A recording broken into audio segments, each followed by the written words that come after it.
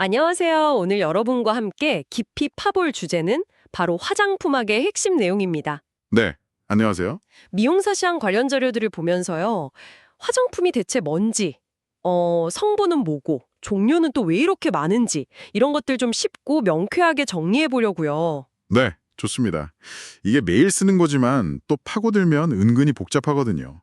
오늘은 화장품 정의부터 해서 주요 성분들 기능, 또 어떻게 만드는지, 그 종류별 특징까지 딱 알아야 할 핵심만 뽑아서 정리해 드릴게요. 여러분이 화장품을 좀 더 잘 이해하시는 데 도움이 될 겁니다. 좋습니다. 그럼 제일 기본적인 질문부터 시작해 볼까요? 화장품, 정확히 뭘 위해 쓰는 거죠? 혹시 약이랑은 다른 건가요? 네, 아주 중요한 질문이에요. 화장품법 정의를 보면요.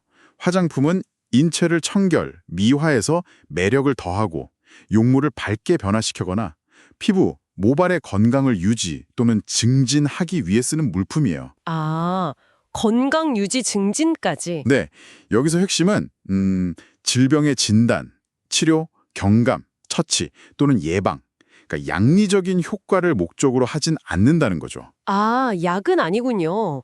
미용이랑 건강 유지. 그렇죠. 치료 목적이 아니라는 점, 그게 중요해요. 그렇군요. 그럼 좋은 화장품이다라고 하려면 어떤 조건을 갖춰야 할까요? 크게 세 가지를 둘 수 있는데요. 바로 안전성, 안정성, 유효성입니다. 안전성, 안정성, 유효성. 네.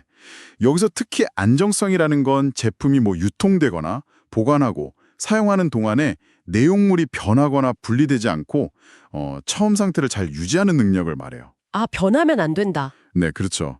아무리 성분이 좋아도 막 변질되면 소용없으니까요. 하긴 그렇겠네요. 시간이 지나도 품질이 그대로야 하는군요. 그럼 이제 그 내용물, 성분 얘기를 좀 해볼까요? 워낙 종류가 많던데요. 맞아요. 정말 다양한데요. 몇 가지 좀 중요한 역할을 하는 성분들 위주로 보죠. 예를 들어서 알코올 있잖아요. 네네, 알콜. 이건 다른 물질을 녹이는 용매 역할도 하고 또 소독 작용도 있어서 화장수 같은 데 많이 쓰이죠. 근데 이제 피부에 자극을 줄 수도 있어서 보통 화장수에는 한 10% 내외, 그 정도로 조절해서 넣습니다. 아, 너무 많이 들어가면 안 좋군요. 피부 구조나 건강에 직접 관련된 성분들도 중요하잖아요. 콜라겐이라든지 엘라스틴? 그럼요. 아주 중요하죠. 콜라겐하고 엘라스틴은 피부 진피의 주요 구성 성분인데요. 피부 탄력하고 구조 유지에 핵심 역할을 해요. 콜라겐은 피부를 좀 지지해주고 자외선으로부터 어느 정도 보호하는 역할도 하고요. 엘라스틴은 스프링 같은 거죠. 피부가 늘어났다 제자리로 돌아오게 하는 탄성을 담당해요. 아, 스프링 역할. 재밌네요. 네. 그리고 이런 피부 자체 성분 말고도 외부 요인, 특히 자외선 차단이 중요하잖아요. 맞아요. 자외선 차단제 꼭 발라야죠. 그때 이제 이산화티탄 같은 성분이 쓰이는데 이건 물리적 차단제라고 해서요. 피부 표면에 막을 만들어서 자외선을 반사시키거나 흩어버리는 원리예요. 아, 물리적으로 막는 거군요. 네. 그리고 SPF 지수 많이 들어보셨죠? 그게 주로 UVB 차단 효과를 나타내는 건데 시간이 지나면 효과가 떨어지니까 덧발라주는 게 중요합니다. 아, 덧바르는 거 잊지 말아야겠네요. 비타민도 빼놓을 수 없죠. 피부에 좋다는 비타민들 많잖아요. 그럼요. 비타민 진짜 중요하죠. 피부 건강에 정말 다방면으로 기여하는데요. 예를 들어 비타민 A는 피부 산피세포 성장이나 유지에 꼭 필요하고 이게 부족하면 피부가 막 거칠어질 수 있어요. 네, 그리고 비타민 C는 콜라겐 만드는 데 도움을 주고 또 미백 기능으로도 유명하잖아요. 맞아요. 미백. 또 비타민 B2 같은 경우엔 부족하면 피부염의 원인이 되기도 하고요. 아, 그렇군요. 그리고 그 각질 제거 성분으로 유명한 AHA 이것도 있죠. 네, 알파 하이드록시 애시드, AHA. 맞아요. 사탕수수에 들어있는 글리콜산이 대표적이고요. 또 레티놀도 많이 들어보셨을 텐데 이건 비타민 A 계열 성분으로 피부 노화 예방이나 주름 개선에 도움을 주는 걸로 알려져 있죠. 와, 정말 다양한 성분들이 각자 역할을 하네요. 근데 이렇게 많은 성분들을 어떻게 안정적으로 섞어서 우리가 쓰는 로션이나 크림 형태로 만드는 걸까요? 특히 물이랑 기름은 잘 안 섞이는데. 바로 거기서 이제 핵심 기술이 나옵니다. 유화 기술이에요. 유화요? 네, 물이랑 기름처럼 원래 안 섞이는 액체들을 계면활성제 같은 유화제를 써서 안정적인 혼합물, 그러니까 에멀전 상태로 만드는 거죠. 로션이나 크림이 대표적인 유화제형이고요. 아하, 그래서 로션이나 크림이 그렇게 부드럽게 섞여 있는 거군요. 그렇죠. 반면에 파운데이션처럼 고체 입자, 색소 같은 걸 액체 고르게 퍼뜨릴 때는 분산 기술이 주로 쓰이고요. 이 과정에서 계면 활성제가 아주 중요한 역할을 하는데 특히 피부 자극이 적고 유화력이 좋은 비이온성 계면 활성제를 많이 씁니다. 그렇군요. 기술 덕분에 정말 다양한 제형이 가능해지는 거네요. 신기합니다. 그럼 이제 화장품 종류별 특징을 간단하게 짚어볼까요? 먼저 기초 화장품은 어떤 역할을 하나요? 기초 화장품은 말 그대로 피부의 기초를 다지는 건데요. 주목적은 피부 세정, 피부결 정돈, 그리고 피부 보호예요. 세정, 정돈, 보호. 네.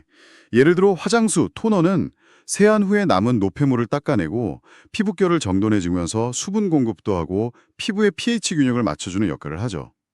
세정제는 당연히 피부의 피지나 노폐물, 메이크업 잔여물 등을 제거하는 거고요. 여기서 중요한 건 기초 화장품은 피부 결점을 보완하거나 가리는 게 목적은 아니라는 거예요. 그건 이제 메이크업 쪽이죠. 아, 네. 기초는 바탕을 만드는 거군요. 그럼 메이크업 화장품이랑 기능성 화장품은요? 메이크업 화장품은 아시다시피 색조를 이용해서 용모를 좀 더 아름답게 꾸미는 데 초점을 맞추죠. 예를 들어 립스틱에는 색소랑 왁스, 오일 같은 게 들어가서 원하는 색과 질감을 내는 거고요. 기능성 화장품은 조금 다른데 이건 법적으로 미백, 주름 개선, 자외선 차단 같은 특정 기능성을 식약처에서 심사받은 제품을 말해요. 아, 심사를 받아야 기능성이군요. 네, 맞아요. 근데 여기서 좀 주의할 점이 있는데요. 흔히들 여드름 관련 제품도 기능성이라고 생각하기 쉬운데 현재 법적으로 여드름 완화는 기능성 화장품 범위에 포함되지 않습니다. 정말요? 그건 좀 의외인데요. 네, 그래서 그 부분은 좀 알아두시면 좋고요. 향수도 종류가 엄청 많잖아요. 뭐 퍼퓸, 오드, 뭐였죠? 아, 네. 향수는 향료 원액 비율, 이걸 부향률이라고 하는데요. 이 부향률에 따라서 등급이 나뉘어요. 퍼퓸이 가장 농도가 높아서 향이 진하고 오래 가고요. 그 다음이 오드 퍼퓸, 오드 투알레트, 오데 콜롱 순서로 농도가 낮아지고 지속 시간도 짧아지죠. 아하, 농도 차이군요. 네. 그 외에도 헤어 제품, 바디 제품, 네일 제품 등등 정말 다양한 종류의 화장품들이 각자의 목적과 기능을 가지고 있습니다. 와, 정말 방대하면서도 흥미로운 세계네요. 오늘 얘기를 들어보니 화장품이라는 게 단순히 예뻐지려고 바르는 걸 넘어서 청결이나 건강 유지 같은 뚜렷한 목적이 있고 또 안전성, 안정성, 유효성이라는 중요한 기준 아래에서 다양한 성분과 과학기술이 결합된 결과물이라는 생각이 드네요. 네, 정확히 보셨습니다. 이런 기본적인 원리를 이해하고 계시면 광고나 유행에 그냥 휩쓸리기보다는 여러분의 피부 타입이나 필요에 딱 맞는 제품을 좀 더 현명하게 고르고 사용하는 데 큰 도움이 될 거라고 생각해요. 그리고 마지막으로 여러분께 심각해 볼 질문 하나 던져드리고 싶어요. 네, 어떤 건가요? 오늘 화장품의 안전성과 유효성 확인이 중요하다고 계속 이야기했잖아요. 네, 그랬죠.